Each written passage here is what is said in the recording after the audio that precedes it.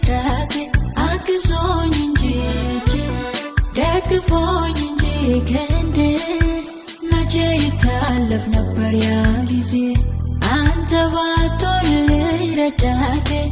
እጄን በእጅ ያስክ